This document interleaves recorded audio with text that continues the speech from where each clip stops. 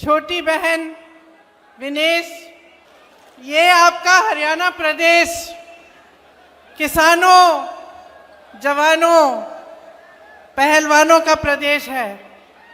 यहाँ आकर बहुत खुशी होती है, बहुत गर्व महसूस होता है। दिल्ली तो पास में ही है, आना जाना काफी हो जाता है। मेरे बच्चे गुड़गांव में पढ़े, मेरा अपना भी अनुभव है आपके प्रदेश का। मेरी बहनें बैठी हैं। कुछ सालों पहले, लगभग 8 साल पहले, मेरी बेटी शायद 15-16 साल की थी, तब वो हरियाणा प्रदेश के लिए बास्केटबॉल खेली। तो वो भी खेल कूद में तेज है। जब उसको यहाँ आना था एक कैंप के लिए, सर्दी का समय था, मैं भेजना चाह रही थी कि जाए, बाकी बच्चों के साथ अच्छी तरह से खेले, सीखे। तो मैंने कहा मैं छोड़ आती हूँ। मैं यहाँ आई, सोनेपत के पास एक जगह थी जहाँ पे स्कूल में एक कैंप था, कोचिंग का कैंप था। तो सुबह छोड़ना था और शाम को बेटी को घर ले जाना था। तो मैंने सोचा अगर मैं कैंप में जाऊंगी तो सबको पता चलेगा कि ये किसकी बेटी है। तो मैंने सोचा कि इससे अच्छा मैं थोड़ा दूर उसको छोड़ देती हूँ और वो चली जाएगी और शाम को मैं आके ले लूँगी, तो किसी को पता नहीं चलेगा कि मेरी बेटी है। सब की तरह समान तरह से उसके साथ व्यवहार होगा। तो मैंने बेटी को छोड़ दिया सुबह पाठशाला में। यहाँ सोनेपत के पास एक सरकारी पाठशाला थी शायद, और मैंने सुरक्षा कर्मियों को कहा कि अपनी गाड़ी हम किसी खेत के पास लगा देते हैं, गाड़ी में रुक जाएंगे पूरे दिन। तो बैठी थी मैं गाड़ी में, कुछ 1-2 किलोमीटर दूर था पाठशाला से, और मैंने खेतों में देखा कि एक दादाजी खेत में काम कर रहे हैं। तो मैंने सुरक्षा कर्मियों को कहा आप यहीं ठहरो, मैं जाके जरा बात करती हूँ। मैं चली गई खेत में उनसे बात करने के लिए। उन्होंने मुझे पहचाना नहीं, सुरक्षा कर्मी दूर थे। बातचीत हुई, मैंने कहा मुझे सिखा दीजिए कटाई करना। कटाई कर रहे थे तो थोड़ा सिखाया मुझे, थोड़ी सी कटाई मैंने उनके साथ कर ली। उन्होंने सोचा होगा ये शहर की लड़की है, थक गई होगी, धूप बहुत है, तो कहा कि बेटा घर चलो मेरे साथ, घर में चाय पिलाएंगे, थोड़ा सा आराम कर लेना। मुझे भी लगा कि पूरे दिन इंतज़ार करना है, तो चलो इन्हीं के घर चले जाती हूँ, दादू जी के साथ चली जाऊँगी, वहीं बैठ जाऊँगी, पूरा दिन इंतज़ार करना है मुझे। तो दादू के साथ मैं घर चली गई। मुझे घर ले गए अपने। घर में दादी जी थी, छोटे छोटे बच्चे थे, बहुएं थीं। मुझे खाना खिलाया, पराठे बनाए, चाय पिलाई, सारी बातें बताई कि कौन कहाँ पढ़ता है, कौन किसकी नौकरी कहाँ है, सारी चीज़ें मुझे एकदम अपना लिया।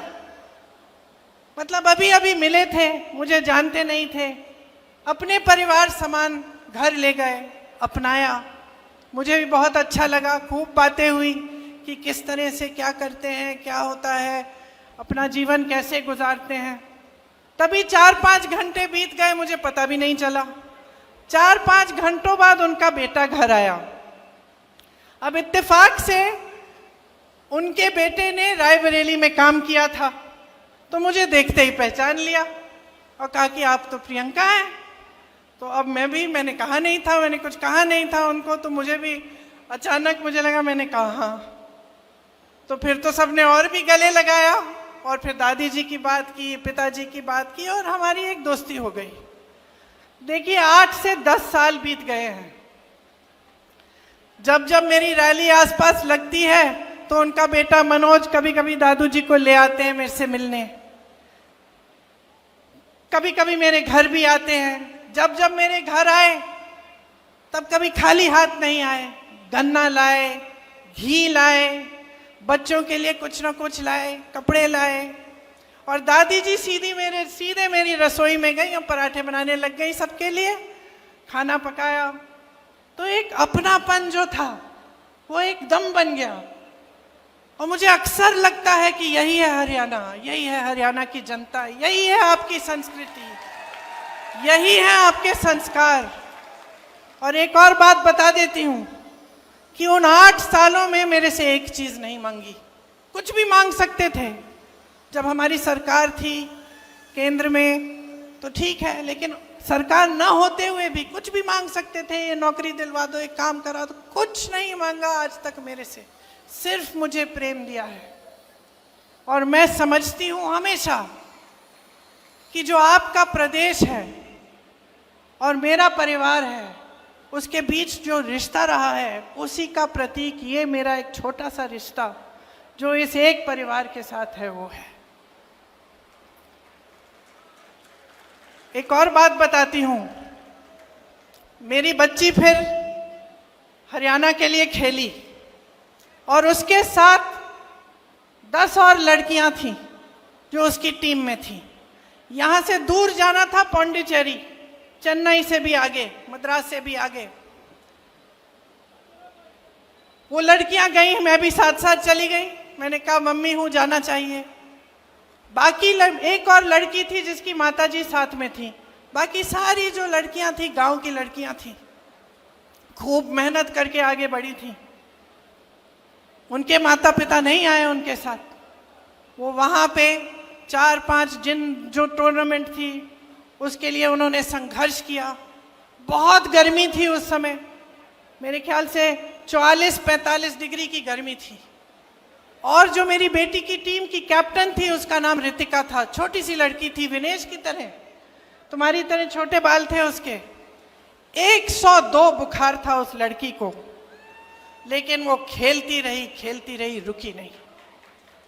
डांट खाई उसने अपने कोच से। टीम को जिताने के लिए उसने इतना परिश्रम किया। मेरी बेटी घर आके मुझे कहती है, माँ 102 बुखार था उसको, अगर मुझे बुखार होता तो तुम घर ले आती, बोलती कि ले जाओ अभी नहीं खेलना है। वो अकेली थी, वो लड़ी, संघर्ष किया उसने। हमारी पूरी टीम उसके साथ खड़ी थी, लेकिन वो अकेली लड़की 102 बुखार लेकर वो खेलती रही, वो रुकी नहीं। तो मैं समझती हूं कि हर लड़की, हरियाणा की हर लड़की के दिल में ये आग है। हर बेटी ने संघर्ष किया है अपने अपने तरह से। आप सब बड़ा करते हो, पालते हो, पोसते हो, किसी कैंप में भेजते हो, स्पोर्ट्स के लिए भेजते हो, आगे बढ़ाने के लिए आप संघर्ष करते हो, भरोसे के साथ भेजते हो। मैंने भी जब अपने बच्चों को भेजा है, चाहे स्कूल में, पाठशाला में, कोचिंग कैंप में, तो कुछ भरोसा होता है अध्यापकों पे, कोच पे, आगे जो संस्था है उस पे भरोसा होता है कि चलो हम भेज रहे हैं अपने बच्चों को, आप कम से कम हमारे बच्चों की हिफाजत कर लोगे।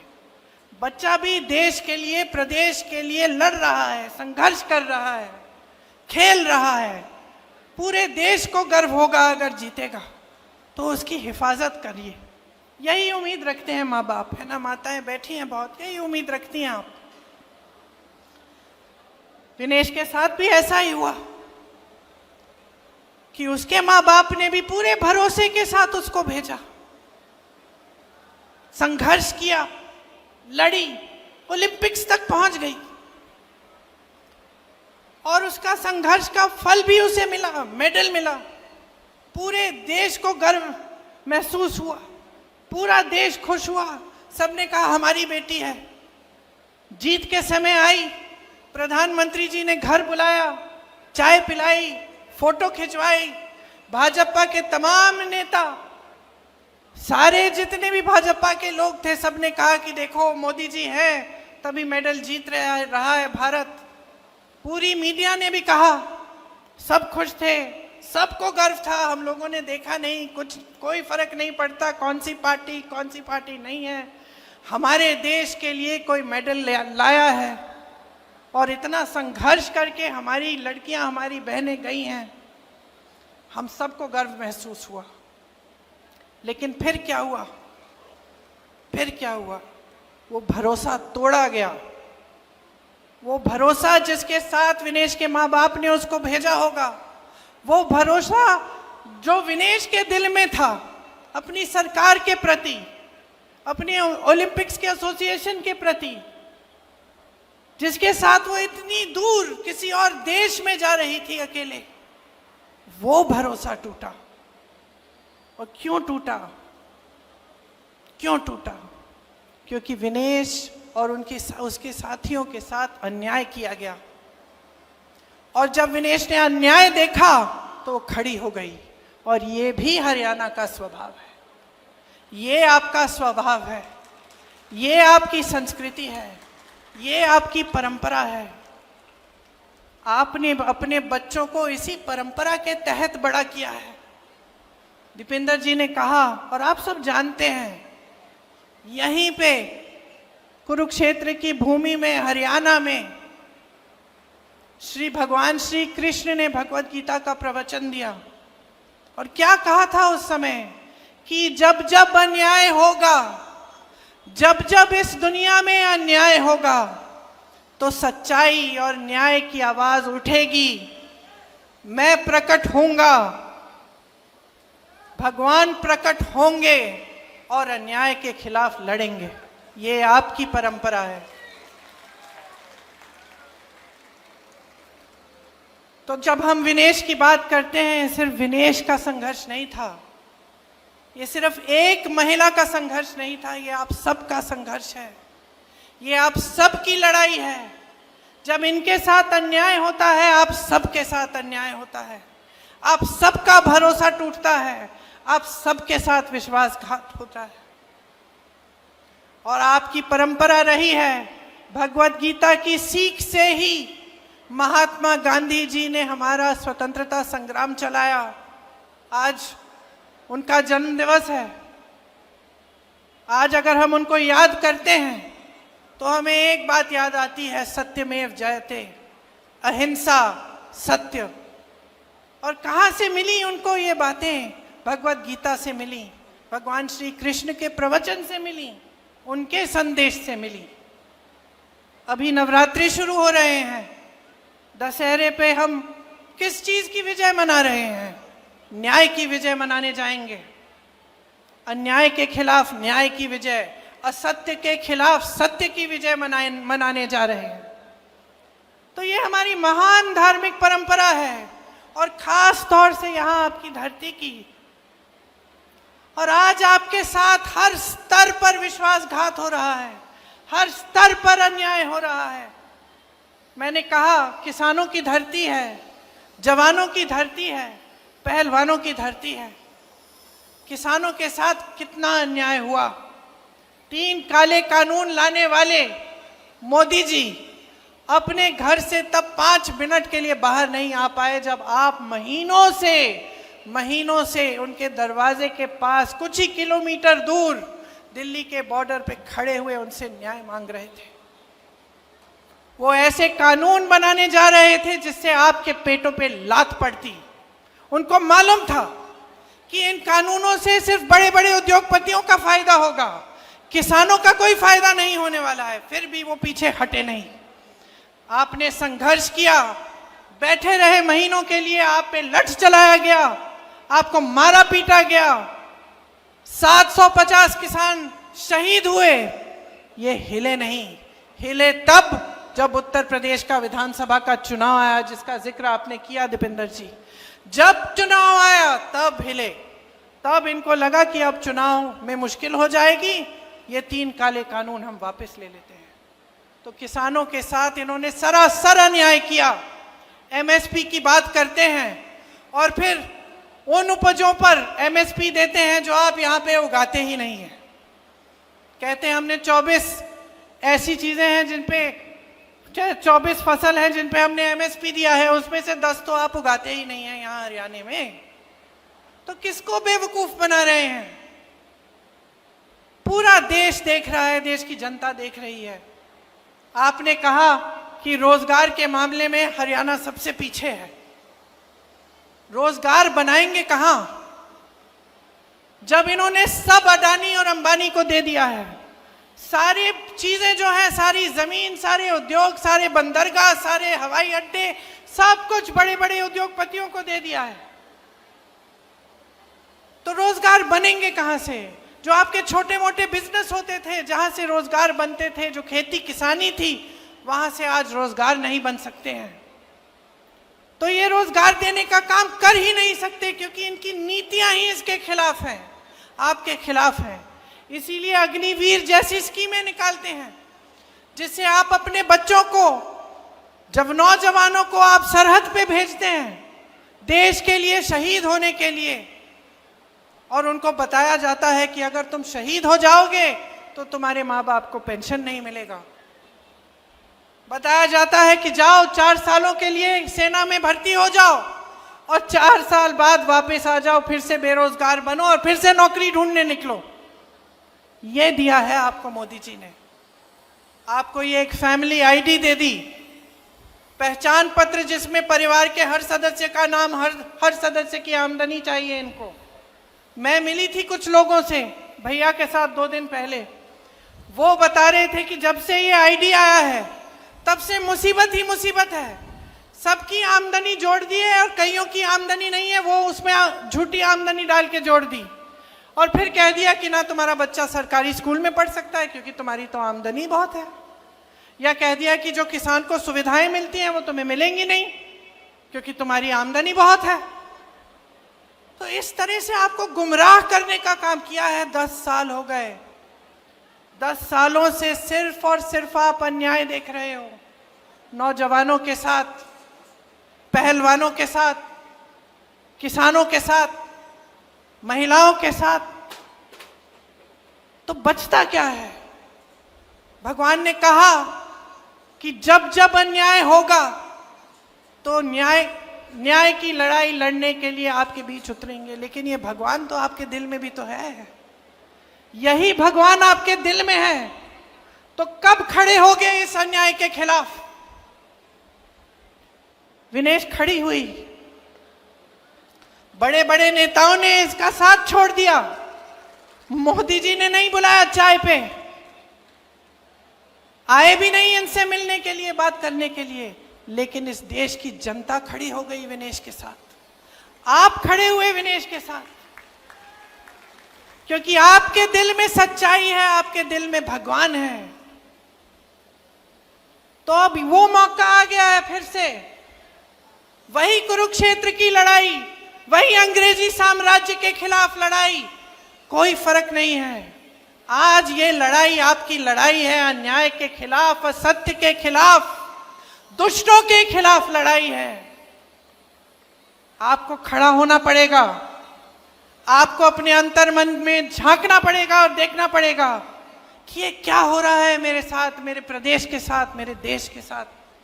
ये नेता जो मंच पे आते हैं, बड़ी बड़ी बातें करते हैं, लेकिन जब काम का समय आता है तो हमें देखते ही नहीं है। जब हमारे साथ अन्याय होता है तो हमें पूछते नहीं हैं।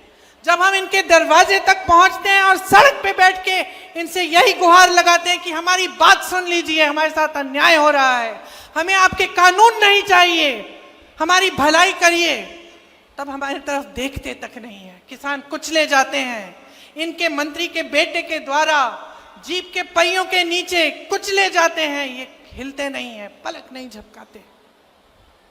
तो क्या हो रहा है आपके साथ? सरकार बनाता कौन है? आप बनाते हैं। नेताओं को बनाता कौन है? आज चाहे दीपिंदर जी हो, चाहे मैं हूं, चाहे विनेश जी हो, क्या आपके बिना हम इस मंच पे बैठ सकते हैं? क्या अगर आपने हमारा समर्थन नहीं किया होता, हमें आगे नहीं बढ़ाया होता, हमें ये अपना कीमती वोट नहीं दिया होता, तो क्या हम यहां आकर नेतागिरी कर सकते हैं? तो आपको समझना पड़ेगा कि शक्ति आपकी है, बहनें, आपकी सबसे बड़ी शक्ति है। जिस तरह से बच्चों को बड़ा करते हो, पालते हो, पोसते हो, बच्चा गलत करता है उसको टोकते हो, बच्चा झूठ बोलेगा डांटोगी, बोलोगी कि क्या झूठ बोल रहे हो, थप्पड़ भी मार दोगी, कभी कभी टोकती हो। नेताओं को अब टोकने का समय आ गया है। ये भाजपा की पार्टी 10 सालों से यहां राज कर रही है, आपके लिए एक काम की चीज नहीं की है इन्होंने। जब जब आपको जरूरत पड़ी है पीछे हटे हैं।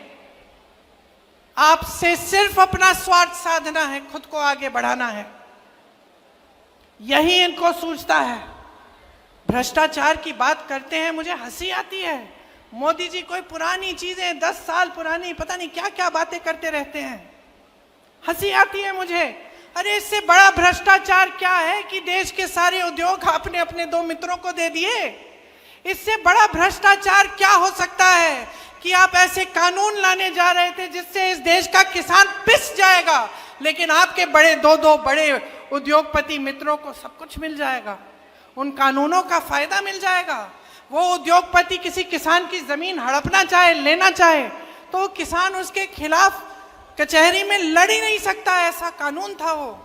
डीएम के पास जाओ और डीएम सुलझाएगा तुम्हारा मामला। अगर तुम्हारी जमीन ले ली किसी बड़े उद्योगपति ने, ये कानून लाने जा रहे थे, आप समझ गए, आपने पहचाना, और क्योंकि आपने पहचाना आपने संघर्ष किया। हमारे संविधान ने आपको सबसे बड़ी शक्ति दी है। सत्यमेव जयते कहने वाली बात नहीं थी, ये हमारे संविधान में गढ़ी हुई है ये बात, समानता की बात, कि आप में, मेरी बहन जो यहाँ बैठी है, आप में वो खेती जिसने मुझे सिखाई दादू जी, आप में उतनी ही शक्ति है जितनी दीपेंद्र जी में है, जितनी मोदी जी में है, जितनी मेरे में है। ये संविधान ने शक्ति दी है आपको, ये वोट की शक्ति है, ये वो अधिकार है जिससे आप हम सबको बदल सकते हो, नया नेतृत्व ला सकते हो। आप चाहो तो अपने भविष्य को बदल सकते हो।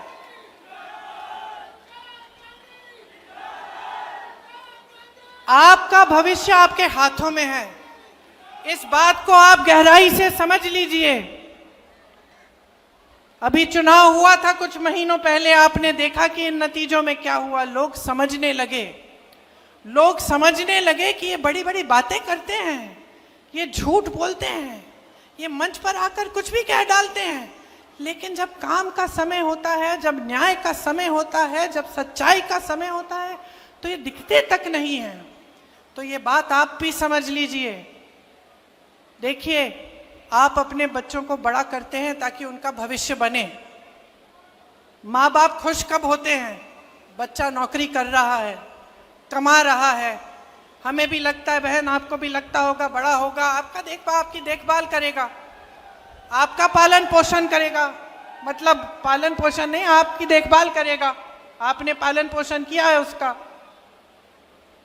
तो आपको लगता होगा कि मैं किस लिए कर रही हूं इतना संघर्ष, महंगाई इतनी है, कुछ खरीद नहीं पा रही हूं, त्योहार आ रहा है, घर की लिपाई पुताई करनी है, घर को सजाना है, मेहमान आएंगे, खाना बनाना है, त्योहार मनाना है। घबराहट क्यों हो रही है?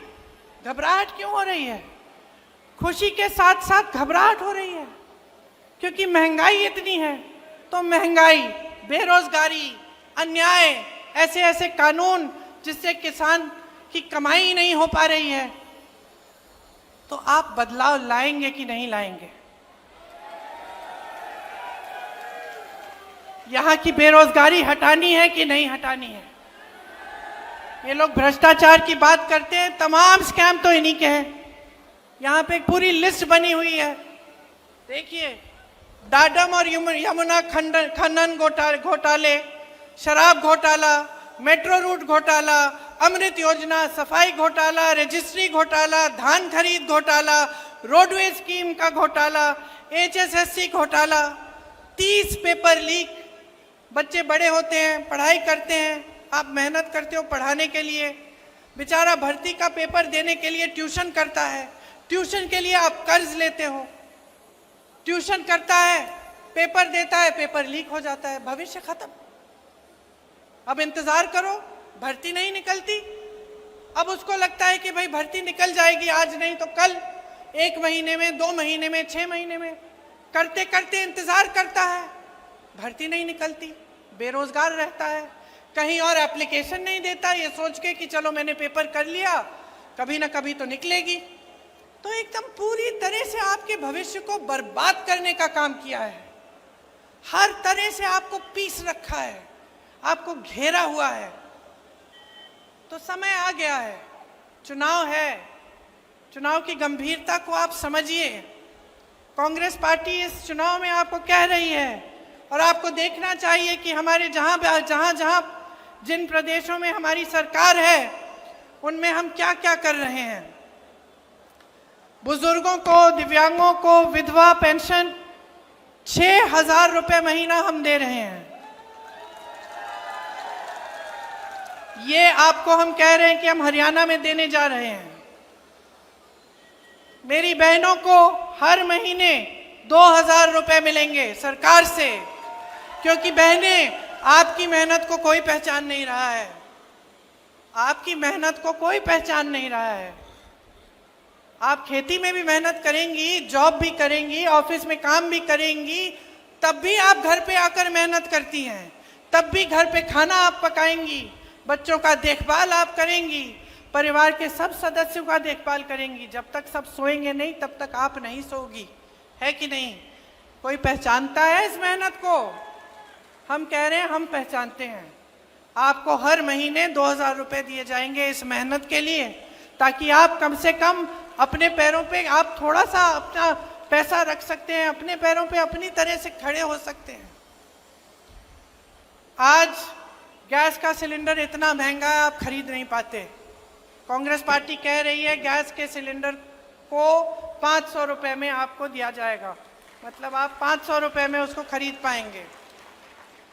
जो 2 लाख पद खाली हैं, 10 सालों से भाजपा की सरकार ने खाली रखे हैं, उनको भरने का काम कांग्रेस पार्टी करेगी। भैया के साथ 2 दिन पहले मैं हरियाणा में ही कुछ लोगों से मिली, ट्रक चलाते हैं वो। मैंने उनसे पूछा कि अगर आपको एक स्कीम आपके लिए निकालनी होती जिससे आपका फायदा होता, वो कैसी स्कीम होती, कौन सी स्कीम होती? उन्होंने कहा कि स्वास्थ्य बीमा की स्कीम होनी चाहिए। एक ने कहा मैं राजस्थानी हूं, जब अशोक जी और कांग्रेस की सरकार थी राजस्थान में, तो मैंने अपनी माताजी का इलाज 80,000 रुपए का इलाज, किडनी का की समस्या थी, मैंने उनका इलाज मुफ्त में कराया। ऐसी स्कीम यहाँ हरियाणा में भी लाओ। तो आज मैं आपको कहना चाहती हूँ कि 25 लाख रुपए तक मुफ्त इलाज सरकार आपका कराएगी, चाहे कुछ भी आपकी बीमारी हो। राजस्थान में कैंसर के पेशेंट, हार्ट के पेशेंटों का इलाज हुआ, मैं मिली उनसे, इतने खुश थे और हम भी खुश थे कि भाई हमने भी अपनी जिम्मेदारी निभाई। ये जो सारा पैसा आपसे लूटा जाता है दिन रात, जो भाजपा की सरकार, मोदी जी की सरकार, अडानी अंबानी जी की सरकार जो आपसे रोज लूट रही है, ये पैसा वापस आपकी जेब में आना चाहिए, वापस आपको मिलना चाहिए। कैसे? इन्हीं स्कीमों के द्वारा। ये 25 लाख का मुफ्त इलाज, ये बीमा, ये जो 2-2 हजार रुपए महिलाओं को मिलेंगे, जो बुजुर्गों और दिव्यांगों को और विधवाओं को 6,000 रुपए का पेंशन मिलेगा, जो शिक्षा और स्वास्थ्य की सुविधाएं मुफ्त में मिलेंगी हरियाणा में अगर कांग्रेस पार्टी आएगी, 300 यूनिट बिजली मुफ्त में मिलेगी, गरीब परिवारों को 100 गज का प्लॉट और 2 कमरे का मकान जो मिलेगा, ये सब आप ही के पैसों से जो आज आपसे लूटे जा रहे हैं, बड़े बड़े उद्योगपतियों को दिए जा रहे हैं, उन पैसों से आएगा ये पैसा, क्योंकि ये आपका पैसा है, आपकी जेब में जाना चाहिए। मैंने एमएसपी की बात की, इसकी गारंटी दे रहे हैं, हम गारंटी दे रहे हैं कि आपको मिलेगी। हम पीछे हटने वाले लोग नहीं हैं, हम लड़ने वाले लोग हैं। हम आपके लिए सड़कों पे उतरे हैं, हमने संघर्ष किया है, चाहे दीपिंदर जी हो, चाहे विनेश जी हो, हम सब ने आपके लिए संघर्ष किया है और करते रहेंगे। हम सब आपके लिए दिन रात समर्पित रहेंगे। आप याद रखिए कि कौन आपके लिए खड़ा रहता है और कौन आपके लिए सच्चाई से काम करना चाहता है। मैं दावे के साथ ये कह सकती हूँ कि विनेश उनमें से है, क्योंकि जब हमने राजनीति में आने की बात की तो इन्होंने मुझसे ये नहीं कहा कि मुझे शान चाहिए, शोहरत चाहिए, मुझे सत्ता चाहिए, ये नहीं कहा। हिचकिचा रही थी, सोच रही थी कि करना चाहिए कि नहीं। फिर मेरे से कहा, दीदी सच बताओ, मुझे गलत बात मत बताओ।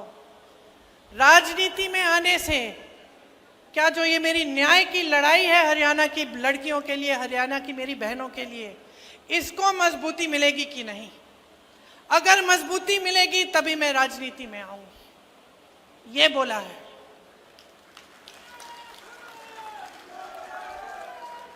मैंने बोला विनेश मिलेगी, मजबूती मिलेगी, तुम्हें मिलेगी, तुम्हारी बहनों को मिलेगी, हरियाणा की एक एक लड़की को मिलेगी।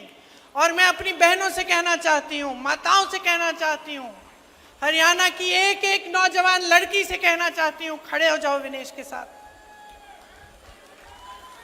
खड़े हो जाओ इनके साथ।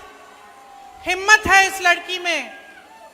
इसने कहा कि ये टूट गई थी, लेकिन मैं जानती हूं ये टूटी नहीं, ये टूटी नहीं। इसको लग रहा था कि टूट जाएगी, लेकिन तब भी खड़ी हुई, ओलंपिक्स में गई, हराया, जापानी गोल्ड मेडलिस्ट को हराया।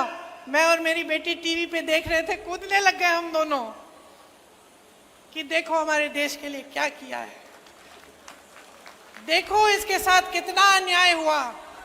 मोदी जी की पुलिस ने इसके बाल खींचे, इसको घसीटा, सड़क पे मारा, पीटा, लेकिन देखो तब भी झुकी नहीं, पीछे हटी नहीं, लड़ती रही, टूटी नहीं। ओलंपिक्स में गई और लड़ी हमारे लिए, और पूरा देश आज विनेश के साथ है, क्योंकि ये देश ही ऐसा देश है। इस देश का स्वभाव है कि ये देश सच्चाई को पहचानता है, सत्य को पहचानता है, न्याय चाहता है, और हमेशा यही लड़ाई इस देश के वासियों ने लड़ी है। तो आज इस चुनाव में मैं सिर्फ ये कहने आई हूं, अपनी लड़ाई लड़ो, हम सब साथ में लड़ेंगे। एक नई सरकार लाओ, भाजपा के एक एक नेता को दिखाओ कि ये असत्य, ये लूट, ये भ्रष्टाचार, ये सब नहीं चलेगा। आपको एक सरकार चाहिए जो आपके लिए दिन रात काम करके दिखाए। यही आपका संवैधानिक अधिकार है। इसीलिए महात्मा गांधी जी लड़े, शास्त्री जी लड़े, इसीलिए आज भी कांग्रेस पार्टी लड़ रही है। अगर मेरे भाई राहुल गांधी के साथ अन्याय नहीं होता, अगर उसने संघर्ष नहीं किया होता, अगर मेरे पिता की लाश वो घर नहीं लाता, तब उसमें ये हिम्मत नहीं होती कि वो 8000 किलोमीटर इस देश की एकता के लिए चलता। अगर विनेश के साथ अन्याय नहीं होता, तब शायद उसमें इतनी हिम्मत नहीं होती जितनी आज है। आपके साथ भी अन्याय हो रहा है, हिम्मत बनाओ, लड़ो, बदलो इस सरकार को, हटा दो इस भाजपा को। कांग्रेस की लहर आपके सम्मान की लहर है, पूरे हरियाणा में ये लहर छा गई है। वोटिंग के दिन कांग्रेस पार्टी को मजबूत बनाकर, विनेश को अपना वोट देकर आप अपने भविष्य को मजबूत बना रहे हो।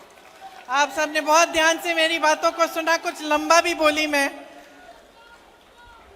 तो आपको घर भी जाना पड़ेगा, अभी काफी समय से बैठी हैं। आपको बहुत बहुत धन्यवाद, और नवरात्रि के लिए, दशहरे के लिए मेरी तरफ से, मेरे परिवार की तरफ से बहुत बहुत शुभकामनाएं।